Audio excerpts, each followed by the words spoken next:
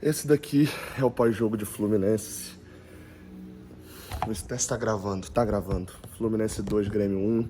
É jogo de classificação a Libertadores. Classificação. Estamos classificados, cara. A gente tava precisando de outra vitória dessa no ano. A gente teve uma vitória assim contra a LDU, fomos campeões, mas aquela vitória ela ficou resumida num contexto de continuação de 2023. Aquela vitória contra a LDU, aquele título aqui no Maracanã, do tipo, nós conseguimos tudo, nós somos sinistros, falando dos jogadores, né? Essa vitória de hoje, ela é a primeira no contexto 2023, acabou. Ela é a primeira no contexto somos um outro time. E basta você pegar pela escalação mesmo. Você pega a escalação do jogo da Recopa aqui no Maracanã e pega a escalação de hoje, você percebe a diferença no corpo da equipe. O Fluminense entrou para esse jogo e eu falei muito no pré-jogo, quem acompanha o Jornada vai confirmar isso daí. Falei muito no pré-jogo, falei no pré-jogo de hoje mais cedo que o Fluminense precisava fazer hoje de cara no primeiro tempo era se deixar embalar pela arquibancada. A arquibancada ia vir, como veio em vários momentos do ano, e se o time não se sentisse travado, não se sentisse alheio, não é nem travado às vezes o termo, às vezes é alheio a tudo que está acontecendo em volta, a gente tinha muitas chances de se dar bem na partida num início avassalador, porque a arquibancada tem sido nesse ponto. E o time correspondeu. O Mano Menezes escalou um time que talvez a maioria de nós projetasse que era o escalado. Era o Guga na esquerda, com esquerdinha não muito bem, era o Serna no ataque. Eu preferia, de repente, com o Keno, mas a gente não tinha a opção do Keno para esse jogo. O Keno estava lesionado, dor na lombar.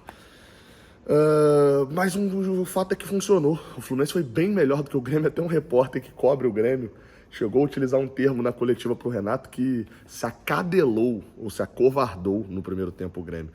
O Grêmio jogou com 3 zagueiros, o Fluminense jogou com 3 atacantes. Inverteu o que foi lá no Sul, né? Onde o Fluminense estava com 3 volantes. O time do Fluminense começou com boas alternativas. O Serna estava jogando de uma maneira interessante, também passando muito pela esquerda, mas principalmente o Cauã Elias pipocando dos dois lados. Pipocando é a palavra ruim para um centroavante, né? Aparecendo, surgindo dos dois lados. A gente tinha o John Arias e o Ganso se movimentando muito no primeiro tempo. A gente teve um jogo no primeiro tempo com o Thiago Silva e Thiago Santos destruindo a jogada junto com o André, sem nem dar alternativa para a equipe do Grêmio jogar. A gente teve uma participação do Martinelli crucial entre esse meio campo e o ataque, para poder ocupar uma área do campo que o Grêmio não tinha jogadores. O Renato pensou muito no contra-ataque e não pensou em criação de jogadas. Tinha 2 pontas, 2 volantes, não tinha um meia. 3 zagueiros, 2 volantes, 2 pontas. Cadê o meio para criar? E o Martinelli dominou aquela área do campo. Não é à toa que a gente tenha feito 1-0, gol de bola parada, de cabeça, com 2 do Fluminense sozinho. Isso é mérito, a gente critica quando tem que criticar e dá mérito quando tem que dar mérito. O Grêmio errou, o Fluminense se aproveitou de um erro para ter Cauã Elias e Thiago Silva cabeceando sozinho. O Thiago Silva cabeceou e fez o gol. O Fluminense teve mérito fazendo o segundo gol numa jogada em que o gol foi de pênalti do John Arias, mas é um contra-ataque. Gente, pega o time da Recopa, né, para fazer a comparação, quantos contra-ataques a gente fazia. O contra-ataque foi de manual. Era o escanteio, uma falta para eles. O Cauã Elias sofre uma falta, o John Arias dá sequência à jogada. A saída do Cauã Elias já é rápida. Ele deveria ter tido amarelo, inclusive, naquele lance lá pro Vila Sante. O John Arias vai levando, e ele faria o gol, a bola ia pro gol. Eu não entendi por que o Dodge não foi expulso, porque a bola ia pro gol se não esbarra na mão do Dodge. Ele não teve intenção, isso ficou claro, né? Ele tava meio que tentando tirar a mão, mas encostou a mão. O 2-0 foi justo. O primeiro tempo o Fluminense até tentou ir pro 3-0, mas depois entendeu o jogo também. Estava classificando com 2-0 e o time do Fluminense no segundo tempo mostrou que talvez sejam as 2 principais facetas negativas desse time e que são os 2 principais asteriscos que a gente tem que ficar de olho para não acontecer uma eliminação numa noite daqui a um mês e pouquinho lá em BH. O Fluminense mostrou uma faceta de problemas físicos. A gente teve que substituir o Thiago Santos. O Serna cansou. O Arias e o Ganso cansaram, mas ficaram ainda assim em campo. Pensar aqui quem mais. O Guga sentiu cãibra, teve que sair. O Cauã Elias também não aguenta ainda jogar 90 minutos numa intensidade lá no alto. Teve que mudar o time. Acho que quem saiu e não foi por opção física, pelo menos não que eu saiba, foi o Martinelli. Teve que mudar o time. E quando você tem que girar tantas peças, já com um monte machucado, E já com gente em campo cansada, o teu nível de intensidade abaixa. Segundo ponto, tá? O Fábio.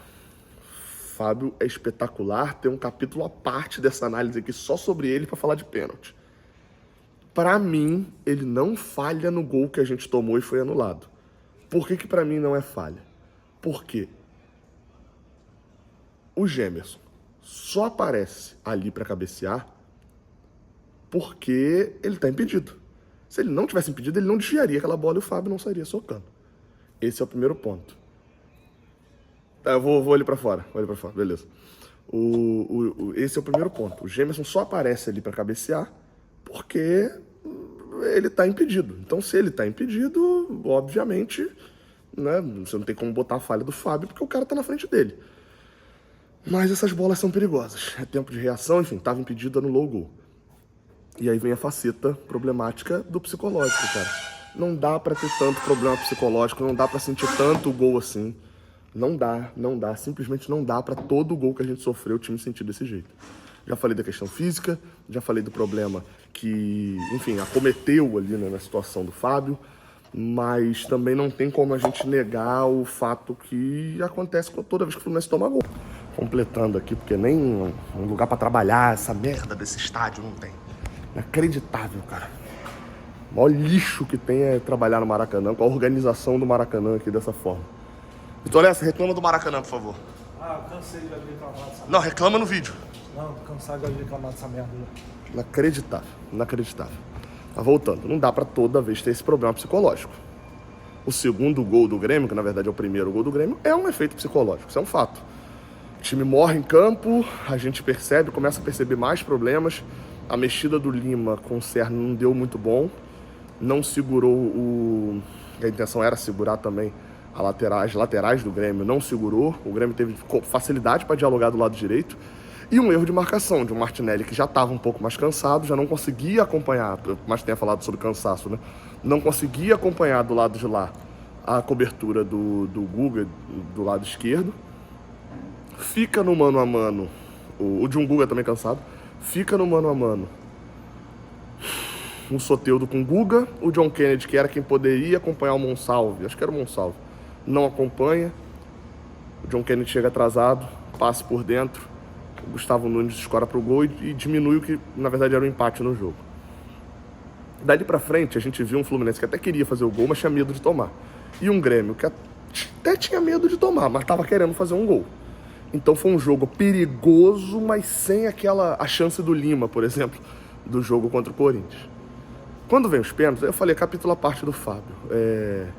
O Fábio não é o maior pegador de pênaltis do Brasil à toa. Diria que junto com o Cássio, né?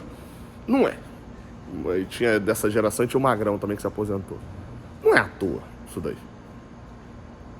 Ele pega os dois pênaltis, o Ganso perde o pênalti, é bem verdade, não bateu muito bem, bateu na trave, lembrou um pouquinho a cobrança que ele fez contra o Cruzeiro lá no Mineirão, naquela decisão do 2-2 da Copa do Brasil de 19. Acontece, né? Ficou em campo para bater, enfim, nitidamente também já não tinha muito mais condições de jogo, mas a classificação vem. Tem problemas a ser resolvidos? Tem. Tem muita coisa para comemorar? Tem. A gente, como eu falei, a gente teve a nossa primeira atuação de 2024. Ah, Gabriel, a da Recopa que você citou, 2023. Foi o restinho de 2023, o resquício de 23. A gente chegou em 2024. E assim como eu falei, teve gente preocupada, falou, pô, mas as viagens... E a gente vai pra BH. O Atlético ganhou a equipe do São Lourenço em casa. Por sinal, sábado agora já tem uma prévia, né, lá no Mineirão. O jogo da Libertadores deve ser na Arena MRV. Já tem uma prévia lá, né, do que a gente vai ver. Mas... Meu amigo, olha o quanto a gente está entusiasmado. Olha as coletivas do Mano Menezes, vai ter vídeo aqui também falando sobre a repercussão das entrevistas, como isso entusiasma também pro Brasileirão. Não tem como a gente ficar falando de jogo a mais, não sei o que não, meu amigo. Agora a gente está na hora do entusiasmar. Recuperar jogadores em lesão. O Thiago Santos chegou a falar até em fazer exames amanhã, enfim, vai preocupar, não tem boa, a gente já não tem o Ignacio. Mas é hora de ganhar. É isso, tinha que ganhar hoje, passar e estrear em 2024. Parabéns ao Grêmio, que fez um confronto gigante com o Fluminense também. Esse tipo de confronto engrandece as campanhas, né? E eu espero que seja engrandecida a campanha de título também. Beleza? Tamo junto. Não esquece de deixar um like aqui embaixo, de se inscrever aqui no Raiz Tricolor, dar aquela moral E Cauã Tinoco, peça uma inscrição. Fala um nome, sabe assim, pessoas com esse nome tem que se inscrever. Pessoas com o nome de João. E aí Por que João? Pô, aí vai ter inscrito pra cacete, tem né? João Pedro, tem Boa! João Ricardo, tem João... Sabia que João é o segundo nome de homem mais famoso do Brasil? Primeiro Gabriel? José. Gabriel é o 10º, acho.